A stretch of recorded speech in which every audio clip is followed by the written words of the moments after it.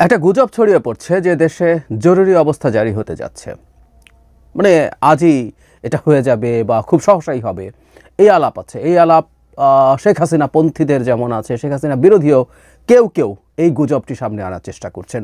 এবং এই গুজবের একটা খুব গুরুত্বপূর্ণ দিক হচ্ছে এটা বলা, যেহেতু প্রেসিডেন্ট শাহাবুদ্দিন চুপ্পুকে সরানো যায়নি, তাই তিনি যে কোনো সময় জরুরি অবস্থা জারি করে দিতে পারেন।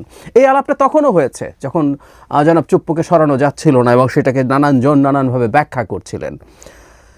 প্রথম কথাটা হচ্ছে, দেশে জরুরি অবস্থা জারি করার পরিস্থিতি কি আছে, বা জরুরি অবস্থা আসলে কেন জারি করতে চায় কোনো সরকার।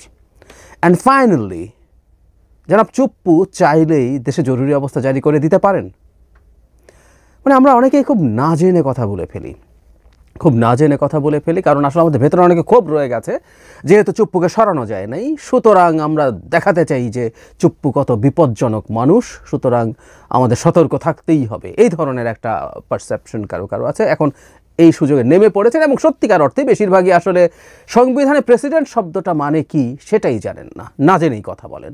তখনও বলেছি আমি আজ এই ব্যাপারগুলো একটু ক্লিয়ার করতে চাই। মানে জরুরি অবস্থা জারির জন্য সংবিধানের যে আর্টিকেলগুলো আছে সেইগুলো থেকে 41-42 এই দিক থেকে আমি কয়েকটা জিনিস একটু পড়তে চাই।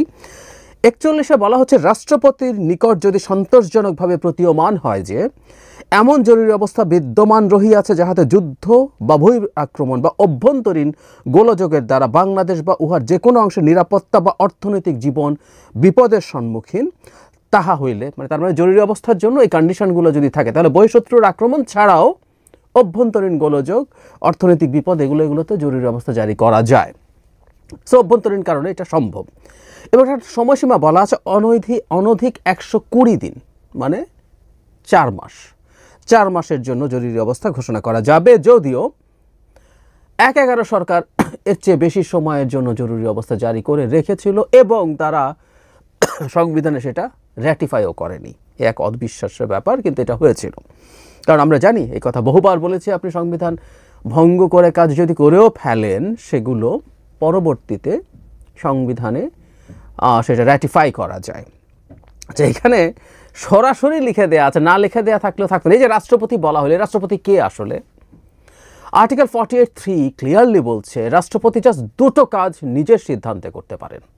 আদতে একটা কাজ, মানে দুটো কাজ সংবিধানে যেটা লেখা আছে, প্রধানমন্ত্রী নিয়োগ করা এবং প্রধান বিচারপতি নিয়োগ করা। এই দুটো কাজ তিনি নিজের এখতিয়ারে করতে পারেন, আর বাকি সব কিছুর ক্ষেত্রে তিনি প্রধানমন্ত্রীর পরামর্শ অনুযায়ী কাজ করবেন। সোজাসাপটা কথা হচ্ছে, আমরা সংবিধানে লিখেছি যাবতীয় সব কাজ রাষ্ট্রপতির নামে হবে, সেগুলো আসলে প্রধানমন্ত্রী।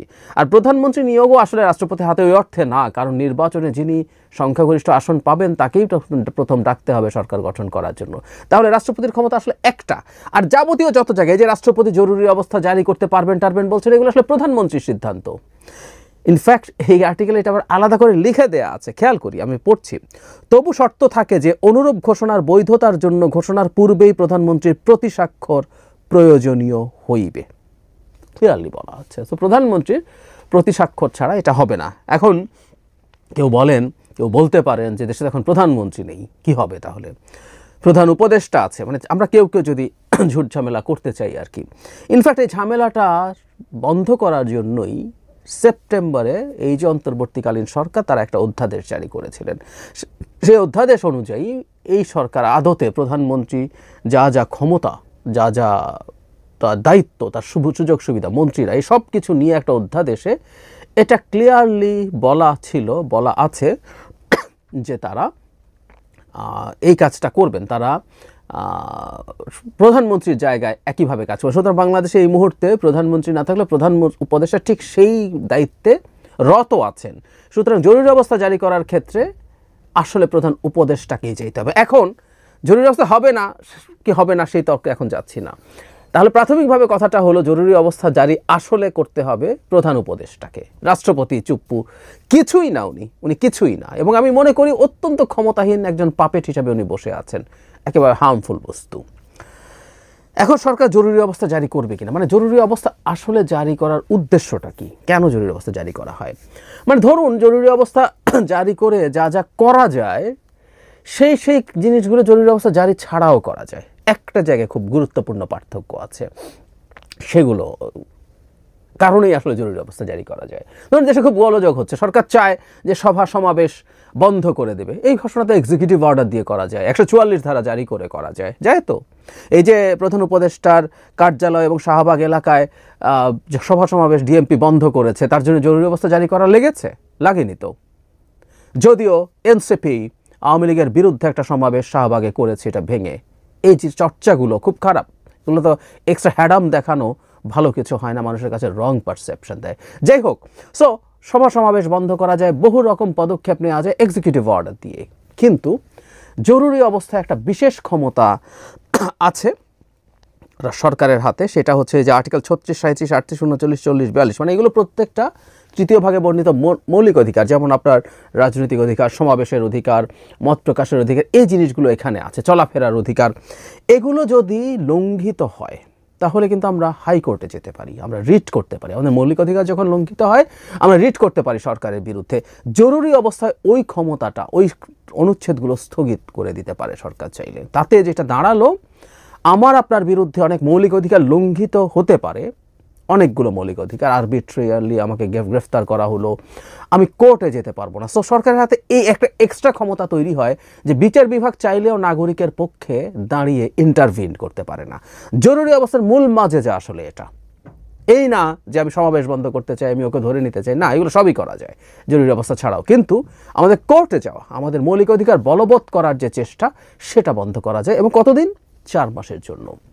যদি তাই হয়ে থাকে তাহলে আমরা একটা জিনিস বুঝতে পারছি যে বাংলাদেশে, এখন বুঝতে পারবো আসলে বাংলাদেশে জরুরি অবস্থা জারির প্রেক্ষাপট আছে কিনা। দেশে কি এমন পরিস্থিতি হয়ে গেছে যে সরকার একেবারেই সামলাতে পারছে না?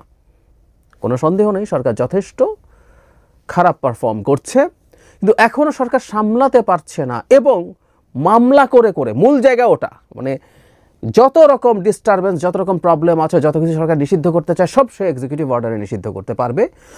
কিন্তু যে জায়গাটা, এমনকি সরকার যে কাউকে আরবিট্রারিলি গ্রেফতার করার ক্ষমতাও এখনও রয়ে গেছে, আমাদের সেই 54 ধারা এখনও আছে, সব ক্ষমতা আছে। কিন্তু এমন কি হচ্ছে যে সরকার এগুলো করছে আর মানুষ মামলা করে করে সরকারকে জেরবার করে ফেলছে, এবং সরকার সেই জায়গাটা থেকে মুক্ত হওয়ার জন্য জরুরি অবস্থা জারি করছে? উত্তর হচ্ছে না, একেবারেই না। তো তাহলে দেশে জরুরি অবস্থা জারি কেন হবে? মানে এই সরকার এত স্টুপিড যে সে জরুরি অবস্থা জারি করবে। এবং জরুরি অবস্থা শুনতে ব্যাপারটা না অনেক জরুরি কিছু মনে হয়। জরুরি অবস্থা এত জরুরি কিছু এক অর্থে না। হ্যাঁ, এটা ফ্যাক্ট যে মানুষের মৌলিক মানবাধিকার স্থগিত করে মানুষের উপরে নানান পদক্ষেপ নেওয়া নিয়ে আন্তর্জাতিক প্রচুর সমালোচনা আসে। নট অনলি দ্যাট, এটা রাষ্ট্রের ফ্র্যাজাইলিটিকে খুব ক্লিয়ারলি ইন্ডিকেট করে। সুতরাং এটাও তো বুঝতে হবে সরকার, আমাদের প্রধান উপদেষ্টার নেতৃত্বাধীন যে সরকার আছে, তারাও এটা জানেন এর মধ্যে গুরুত্বপূর্ণ আইন জানা মানুষজন আছেন। এটা যদি করেন তাহলে তাদের সরকারেরই এটা একটা খুবই নেগেটিভ বিষয় হয়ে দাঁড়ায়। সেটা হচ্ছে যে তারা সামলাতে পারছেন না, এই জায়গায় তাদের যাওয়ার কোনো কারণ নেই। এবং আমাদের মাঠে এমন পরিমাণ গোলযোগও নেই যে শত শত হাজার হাজার টেফতার করতে হবে, নানা রকম মৌলিক অধিকার যেগুলো আমাদের সংবিধানে বলা হচ্ছে 3য় ভাগে, এগুলো সব লঙ্ঘন করতে হবে এবং মানুষকে আমাকে উচ্চ আদালতে যাওয়া থেকে ঠেকাতে হবে। মোটেও সেই পরিস্থিতি বিরাজমান নয়। কিছু লোকজন গুজব ছড়িয়ে মজা পায়। আমি বলছি যে আওয়ামী লীগের লোকজনও গুজব ছড়িয়ে মজা পায়, এবং আওয়ামী লীগের বাইরের কিছু মানুষজন এখন গুজব ছড়াতে চান, কারণ তারা দেশে একটা আনস্টেবল সিচুয়েশন তৈরি করতে চান তাদের একটা বিশেষ উদ্দেশ্যে। সেটা হচ্ছে তারা নির্বাচনকে পিছিয়ে দিতে চান, তারা তাদের ক্ষমতাকে সুসংহত করতে চান। সেটা এই সরকার এইভাবে না রেখে তাদের মতো করে তৈরি করে, সকল বিপ্লবী সরকার তৈরি করে, কোনো একটা খেওস তৈরি করে নির্বাচন পেছানো। আমি বহুবার বলেছি, আবারও যোগ করি, সেনাপ্রধানকে যেতে হবে বা এই ধরনের আলাপ টালাপ আসলে ওই চেষ্টার একটা অংশ। জরুরি অবস্থা জারি করা হবে, তার মানে সরকার এত ফ্র্যাজাইল, এত ভঙ্গুর, সরকার এত অথর্ব, এত অক্ষম হয়ে গেছে, কিছুই সামলাতে পারছে না, মানুষের মধ্যে যে প্যানিক তৈরি করা, এই চেষ্টাও ইনফ্যাক্ট ওইটার অংশ। সুতরাং হাসিনা বিরোধী লোকজনও এই কারণে আসলে জরুরি অবস্থার আলাপ আনছে। বটম লাইন, জরুরি অবস্থা জারি করার মতো কোনো প্রেক্ষাপট, মানে দূরবর্তী কোনো প্রেক্ষাপটও মাঠে দেখা যাচ্ছে না। এটা হলো 1। 2 হলো জরুরি অবস্থা জারি করলে প্রধান উপদেষ্টাকেই সিদ্ধান্ত নিতে হবে সেটা জারি করার। জনাব চুপ্পু অটোনোমাসলি, স্পন্টেনিয়াসলি, ইন্ডিপেন্ডেন্টলি জরুরি অবস্থা জারি করে ফেলতে পারবেন, যেহেতু সংবিধানে রাষ্ট্রপতি লিখেছে, ঠিক আছে, তারা একটু সংবিধানটা ভালো মতো পড়ুন, সংবিধান বুঝুন। এই আর্টিকেলের প্রধানমন্ত্রীর কথা লিখেও দেয়া আছে, না লেখা থাকলেও এটা আদতে প্রধানমন্ত্রীর পরামর্শেই করতে হবে। সুতরাং অহেতুক চুপ্পুকে সরানো গেল না বলে